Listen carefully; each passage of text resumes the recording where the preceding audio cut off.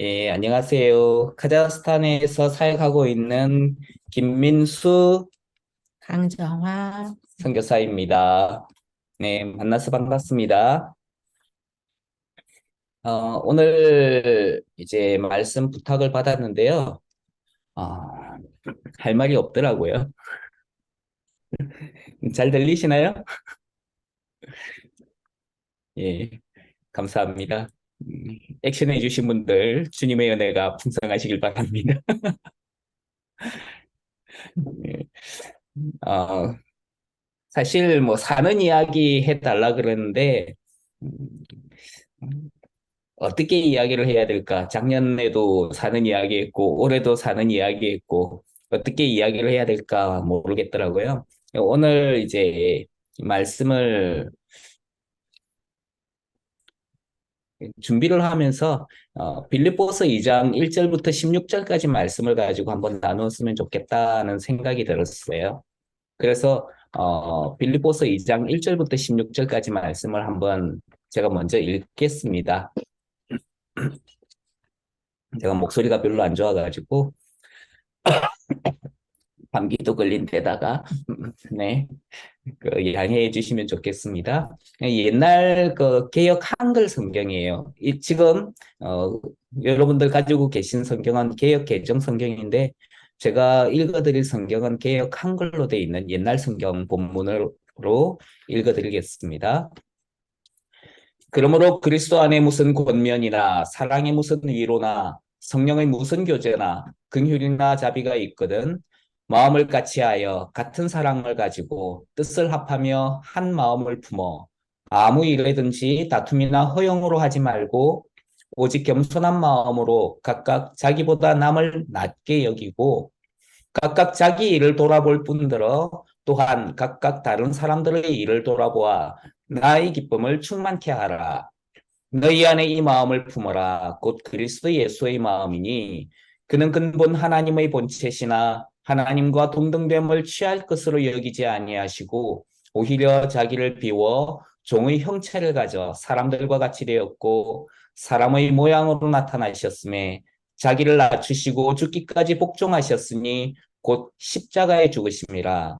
이러므로 하나님이 그를 지극히 높여 모든 이름 위에 뛰어난 이름을 주사 하늘에 있는 자들과 땅에 있는 자들과 땅 아래에 있는 자들로 모든 무릎을 예수의 이름에 꿇게 하시고 모든 입으로 예수 그리스도를 주라 시인하여 하나님 아버지께 영광을 돌리게 하셨느니라. 그러므로 나의 사랑하는 자들아 너희가 나 있을 때뿐 아니라 더욱 지금 나 없을 때에도 항상 복종하여 두렵고 떨림으로 너희 구원을 이루라. 너희 안에서 행하시는 이는 하나님이시니 자기의 기쁘신 뜻을 위하여 너희로 소원을 두고 행하게 하시나니 모든 일을 원망과 시비가 없이 하라. 이는 너희가 흠이 없고 순전하여 어그러지고 거스리는 세대 가운데서 하나님의 흠 없는 자녀로 세상에서 그들 가운데 빛들로 나타내며 생명의 말씀을 밝혀 나의 다름질도 헛되지 아니하고 수고도 헛되지 아니하므로 그리스도의 날에 나로 자랑할 것이 있게 하려 함이라. 아멘. 빌립보서 2장 1절로 16절까지 말씀입니다. 잠깐 기도하겠습니다. 아버지 하나님 은혜를 감사합니다. 우리 사랑하는 에젤 식구들을 만나게 해주시고 교제하게 해주심을 감사를 드립니다. 이 시간에 특별히 우리 김성수 목사님 주님 이름으로 축복하며 주님 손에 올려드리기를 원합니다. 지난 금요일에 자전거를 타고 가다가 사고를 당해서 또 이빨과 그리고 안면에 문제가 생겨서 말을 제대로 하지 못하고 있는 상황이라고 합니다. 하나님 찾아가 주셔서 위로하여 주시고 치료하시고 회복하시는 주님의 은혜로 덮어 주시옵소서. 또 어, 우리 식구들 가운데에 영월에 가서 또 사역 중인 우리 식구들이 있습니다. 하나님께서 어루만져 주시고 돌보아 주시고 또 그곳에 주님의 은혜가 넘치게 하여 주시옵소서. 하나님 우리 이 시간에 하나님의 말씀을 나눌 때에 하나님께서 주시는 하늘의 은혜가 풍성하게 하여 주시옵소서. 우리가 예수 그리스도의 이름 아래 모여 싸우니 예수 그리스도를 드러내고 영화롭게 하게 하여 주시옵소서. 예수님 귀하신 이름으로 기도합니다. 아멘.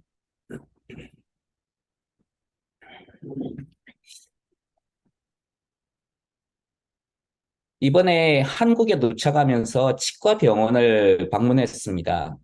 과거에 이 병원을 방문한 적도 없었고요. 이 병원에 대해서 아는 것도 없었고, 그리고 병원의 원장님을 아는 것도 아니었어요.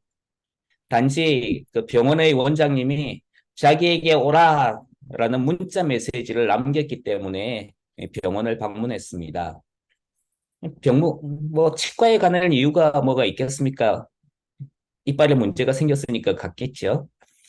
어떤 문제였느냐 하면은 이제 아침에 칫솔질을 하다가 이빨이 빠져버렸어요. 하고 있는데 두 개가 빠져버리더라고요. 근데 사실은 그 이전부터 몇 개월 사이에 한 달이 멀다 하고 이 이빨이 계속 빠지기 시작하는 거예요. 남아있는 이빨은 이제 별로 없어요. 그것도 이렇게 반으로 나누어 가지고 이쪽은 괜찮은데 이쪽은 이제 아래쪽이 거의 다 사라져 버렸어요. 예, 그러니까 이제 성경 공부도 해야 되고 사람도 만나야 하는데 이 이빨이 없으면은 사람들 만나서 이야기하는 데에 좀 흉한 게 있잖아요.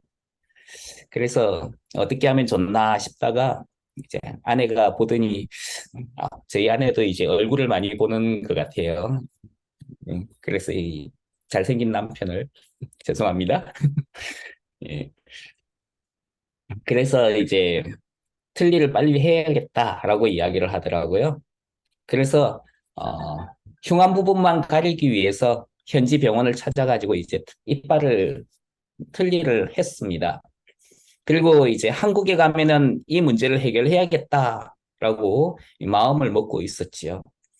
마침 한국에 들어오기 전에 이 누군가의 소개로 의사 선생님의 도움을 받을 수 있는 단톡방을 이제 소개를 해주셨어요. 그래서 그 단체 톡방에 초대받게 되었는데 그때 아내는 저의 상황을 거기에 계신 의사 선생님들에게 소개하기 시작했습니다. 이 문제에 대해서 어떤 병원을 가야 하고 어떤 조치를 취하면 되는지에 대한 의견을 이제 물었죠.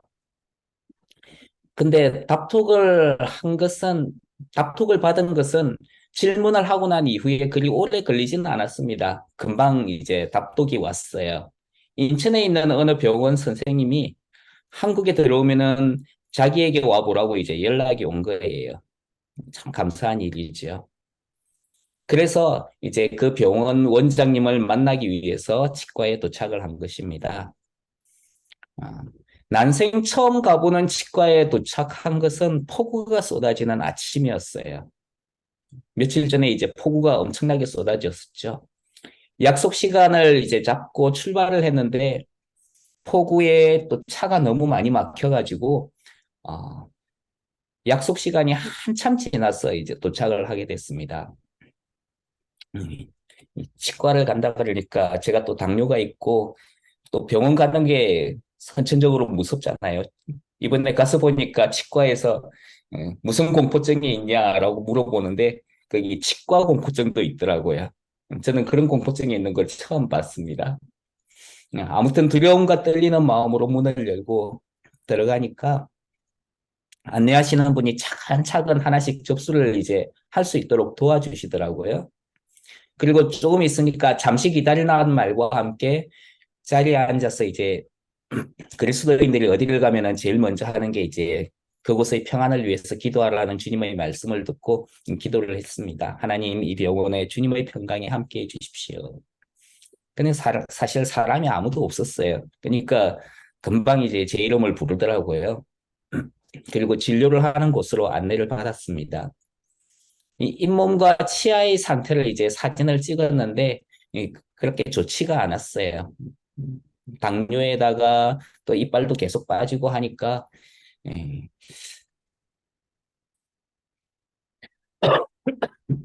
그렇게 이제 좋은 상태도 아니었고, 이제 좀 다른 사람들에게 보여드리기도 부끄러운 상황이었죠. 그리고 이제 잇몸 치료를 위해서 치과 의자에 침대에 눕지 않습니까? 거기에 탁 들어 누워 있는데, 그때까지는 이제 간호사밖에 못 봤어요.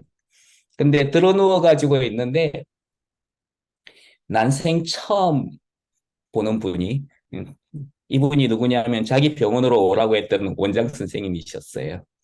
그분을 이제 들어 누워가지고 보게 된 거예요. 아주 젊으신 분인데 잘생기셨어요. 혹시 결혼 안 하신 분 있으면 소개해드릴 의향도 있는데, 네.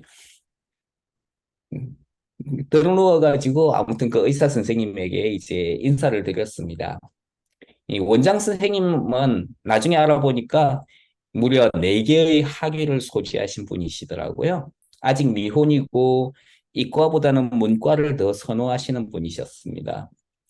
단체 톡방에 글이 올라온 것을 보면서 자기 말고 누군가가 대답해 주겠지라면서 한참을 기다렸대요. 우리가 보기에는 금방 이제 답장이 올라왔는데 가까이 계신 누군가가 대답을 해주겠지 하면서 기다리셨답니다. 거기에는 많은 의사 선생님들이 있었기 때문이었죠. 그런데 아무도 대답하지 않으니까 시간도 얼마 지나지 않았는데 본인은 어쩔 수 없이 자기에게 오라고 했다는 그런 이야기를 하더라고요. 본인 말고 돈도 많고 능력도 많고 가까이 계신 많은 다른 분이 해주기를 바랬지만은 아무도 대답하지 않아서 본인이 하겠다고 자원한 것이었습니다.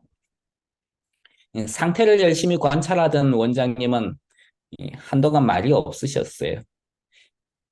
어떻게 치아의 문제를 해결해야 할지 한참 고민하는 것 같아 보였습니다. 하긴 제가 보기에도 제 이빨을 보면서 잇몸 상태를 보면서 답이 안 나오더라고요. 음, 그리고 이렇게 총체적인 문제를 가지고 있을 줄은 생각도 못했다면서 이야기를 하시는 거예요. 보통 한두 개 정도의 문제를 가지고 있는데 이거는 뭐 통째로 없잖아요. 그러면서 한 5분 가까이 그분이 아무 말씀을 안 하시고 어떻게 해야 되나, 어떻게 해야 되나 막 한참을 고민하시더라고요. 큰 문제였던 것 같아요.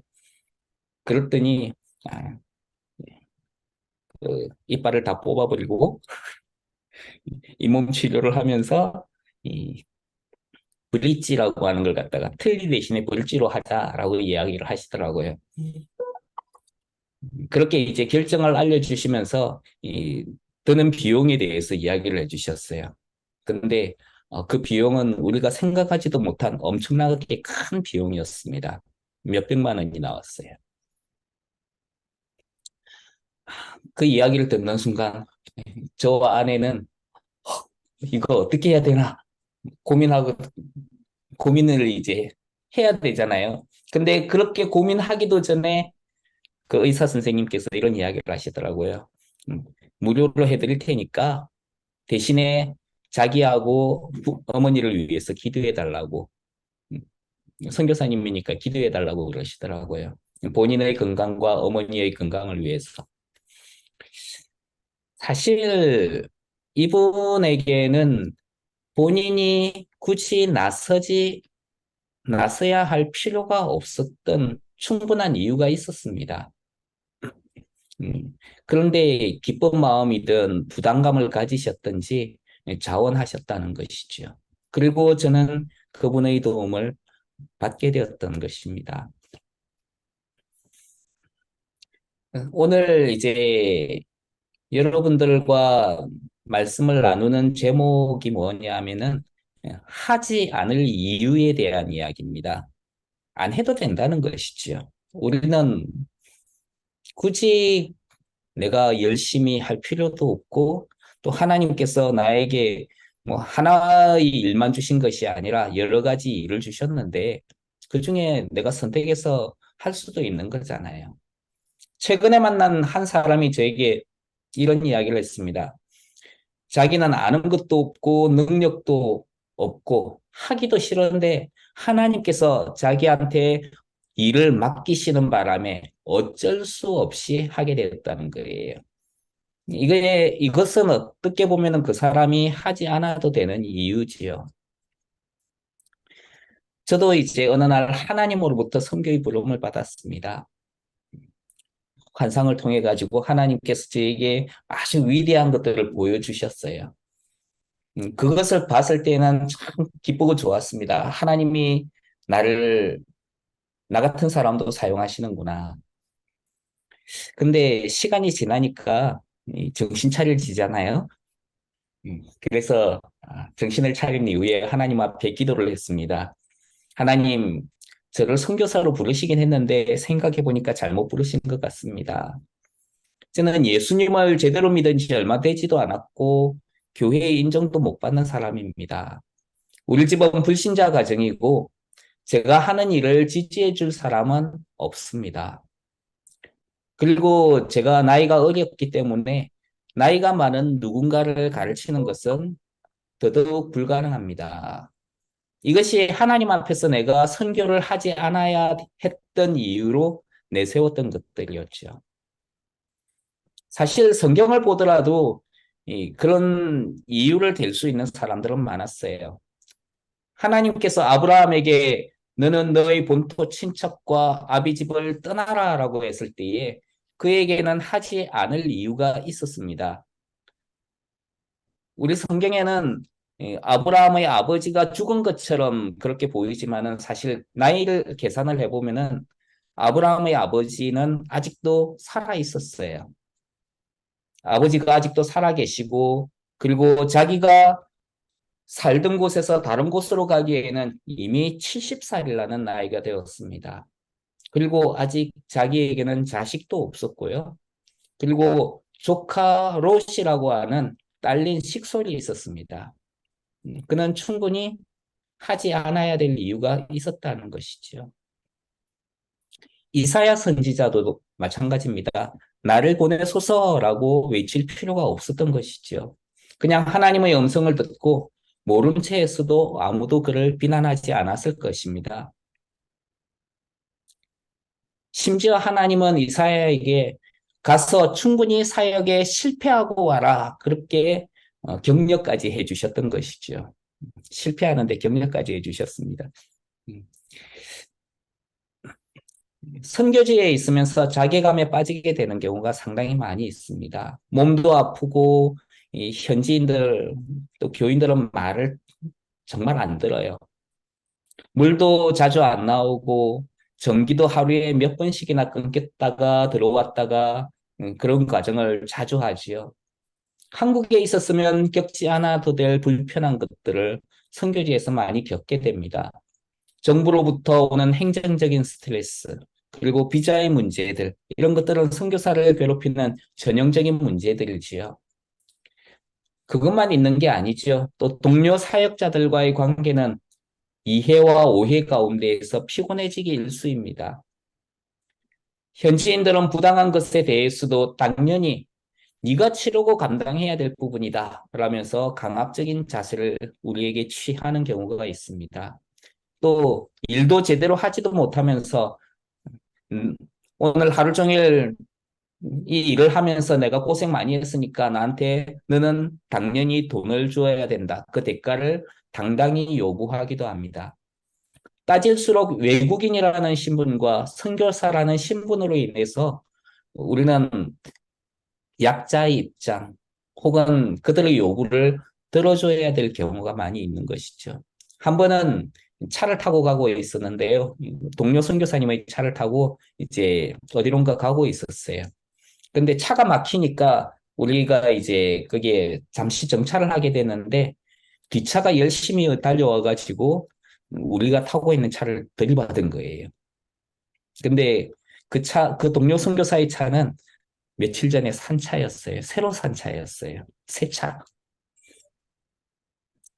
차를 세워두고 이거 어떻게 해야 되나 막 고민을 하고 있었는데 마침 지나가는 현지인이 우리를 봤습니다. 그 현지인은 우리가 선교사인 걸 알아요. 그리고 우리가 거기에서 무언가 난감해야 하는 것 같으니까 도와주겠다면서 이제 본인 차를 세워두고 우리에게 왔어요.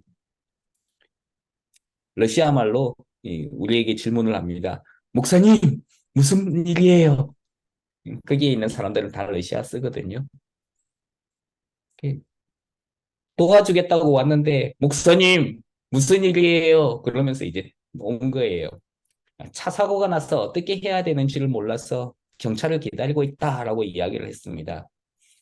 그러더니, 음, 제가 한번 볼게요. 그러면서 이제 차를 둘러보는 거예요. 차에 뭐 문제가 있는 것 같지는 않아요. 그냥 타고 가셔도 될 것 같습니다. 그 한마디에 목사님이라는 그 한마디에 우리는 그 사실관계를 확인할 필요도 없이 확인할 수도 없이 그 자리를 떠나야 됐습니다.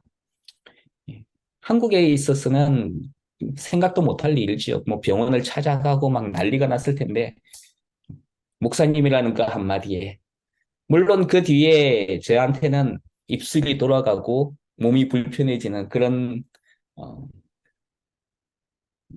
것을 감당해야 됐습니다. 예. 조금씩 조금씩 입술이 돌아가기 시작하는 거예요. 그래서 의사 선생님한테 막 전화를 하고 어떻게 하면 좋냐고 여쭤보면서 그렇게 지냈던 시간들이 있었습니다. 하나님의 말씀을 전하고 나면은 자신은 그렇게 생각하지 않는다면서 자기 고집을 꺾지 않는 사람들도 있어요. 최근에 신학 공부를 마쳤는데 누군가의 강의를 들으면서 받은 감동이 객관적인 진실보다 더 중요하게 다가왔다면서 그것만 계속해서 주장하는 것이죠. 어쩌면 내가 그 사람을 위해서 해줄 수 있는 것은 아무것도 없어 보입니다. 새로운 신학적인 소식은 선교지에서 훨씬 더 늦게 접하게 되는 것은 당연할 수 있습니다. 그런데 그런 것도 모르네 하는 식으로 무시를 당하기도 일수입니다. 선교지에 나가지 않았다면 당하지 않아도 될 것을 그렇게 이제 접하게 되는 것이지요. 나보다 더 열심인 동료 사역자들도 있고요. 더 건강한 사람들도 있습니다. 그리고 더 능력이 있는 사역자들, 그리고 더 많이 기도하는 선교사들이 선교지에는 많이 있습니다. 내가 아니라도 사역의 현장에는 더 유능한 사람들로 가득하다는 것이지요. 이런 것들은 내가 사역을 하지 않아야 할 충분한 이유에 속하는 것입니다. 최근에 한 교회에 들렀어요. 그러자 그 교회 목사님께서 이런 이야기를 하셨습니다. 목사님, 하나님께서 사람의 몸을 아프게 하실 때에는 사역지를 옮기거나 나와야 한다는 뜻이기도 합니다. 그렇게 조언을 해주셨어요. 그래서 저는 그분에게 말씀드렸습니다. 지금 선교지에는 당뇨 걸리신 분들이 태반 이상인데 그럼 그들은 모두 철수를 해야 된다는 이야기일까요? 어떤 사람들은 치아의 문제로, 또 어떤 이들은 암으로, 또 어떤 이들은 가족의 문제를 가지고 있습니다. 선교사라고 그 땅에 나아갔지만 선교지에서 기쁘게 환영해 주지는 않습니다. 심지어 예수님도 자기 땅에 자기 백성을 찾아왔으나 아무도 그를 환대하거나 영접하지 않았지 않습니까? 이들이 선교지에서 철수하는 것은 사실 아무 문제가 없습니다. 하지 않아야 할 충분한 이유가 있기 때문인 것이지요. 아무도 나를 지지해 주지 않고 아무도 나를 인정해 주지 않는 곳에서 내가 선교지에 있어야 할 필요가 있을까요?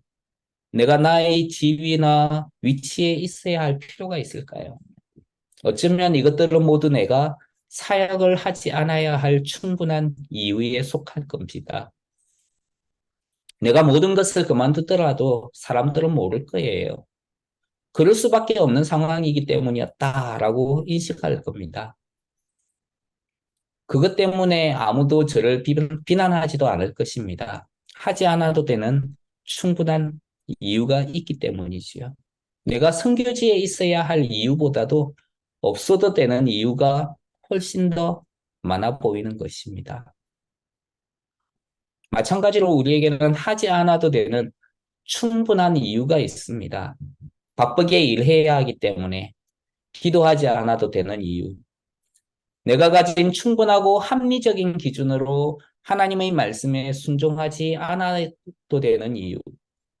그리고 어려워진 경제 상황으로 헌금을 하지 않아야 하는 충분한 이유. 또 바쁜 세상살이로 모임에 나가지 않아야 하는 충분한 이유가 있습니다. 우리에게는 하지 않아도 되는 수많은 이유가 있는 것이지요. 아무도 그것으로 인해서 나를 그리고 우리를 비난할 수 있는 존재는 없을 것입니다. 사실 치과 원장님은 나를 부를 이유가 없었습니다. 저를 부르지 않았어도 우리는 서로를 알지 못했고, 그리고 그를 비난하지도 않았을 거예요. 모르는 사람인데. 그냥 단체 톡방에서 선교사님을 위해서 기도하겠습니다. 그 한 줄만 적었어도 충분히 감사하며 고마워했을 거예요. 저는 선교사로 나가지 않아도 되었습니다. 나보다 더 유능하고 훌륭한 사람들이 더 많이 있었기 때문이지요. 나에게 맡겨진 직분을 포기해도 상관이 없습니다. 내가 아니라도 누군가가 그것을 충분히 그리고 훌륭히 잘 해낼 수 있을 것이기 때문입니다.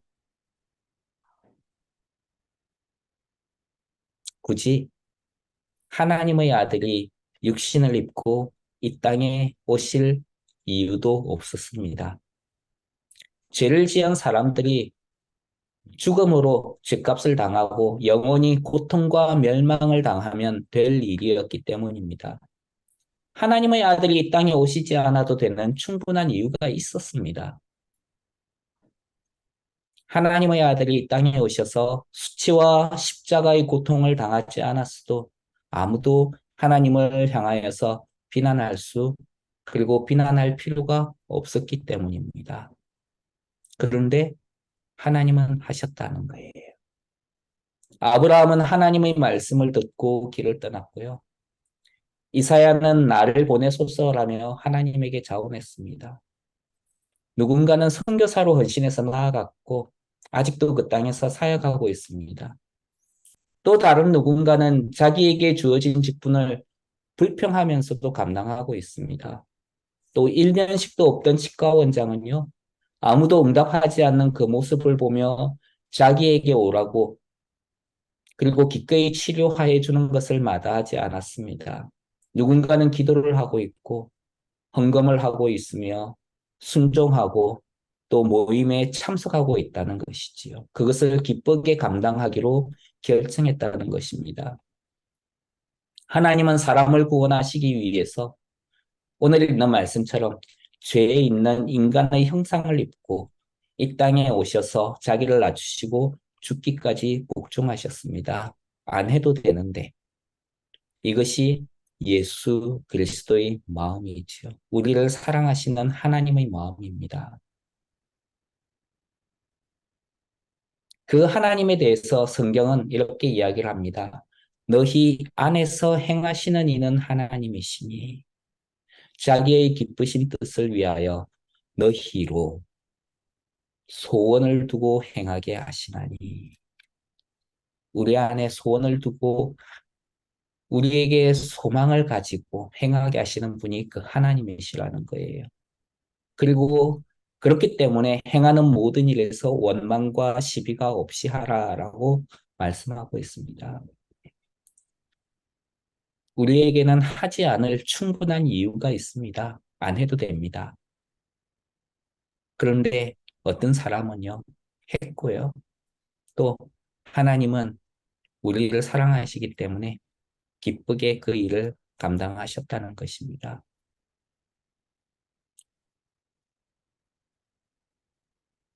성경을 가르치는 일을 카자흐에서 하면서 제가 현지 목사님께 그런 이야기를 했어요. 혹시 성경, 성경 강의하는 것을 들을 만한 현지 목회자가 있을까요? 질문을 했어요. 가장 필요한 게 무엇일까요? 그랬더니 그분이 당장에 그런 이야기를 합니다. 목사님, 현지인들은 설교하는 게 필요합니다. 설교에 대해서 잘 몰라요. 설교하는 것을 가르쳐 주셨으면 좋겠어요. 그래서 그 이야기를 듣고 그러면 한번 학생들을 모아보시라고 그랬어요. 그랬더니 자기가 아는 사람들에게 막 메시지를 보내가지고 신청을 받더라고요. 그리고 이제 그 설교를 하는 그 성경 학교를 이제 열었습니다. 거기에는 정말 바쁘게 사역하시는 분들이 왔어요. 근데 아침부터 저녁까지 그리고 일주일 내내 힘들게 사역을 하는 사람들이 있었습니다. 나중에 모임을 마치고 집으로 들어가면서 그 이야기를 하더라고요. 아유, 목사님 너무 힘들어요. 힘들어요. 그래서 힘들면 오지 마세요. 뭐하러 굳이 음, 아침부터 저녁까지 일주일 내내 고생하면서 지내는데 이거 여기까지 와가지고 힘들게 그 수업에 참석하고 그럽니까? 근데 목사님, 제가 그렇게 힘들지만은 여기 오는 것 때문에 일주일을 살아갑니다. 라는 이야기를 제게 해주셨어요.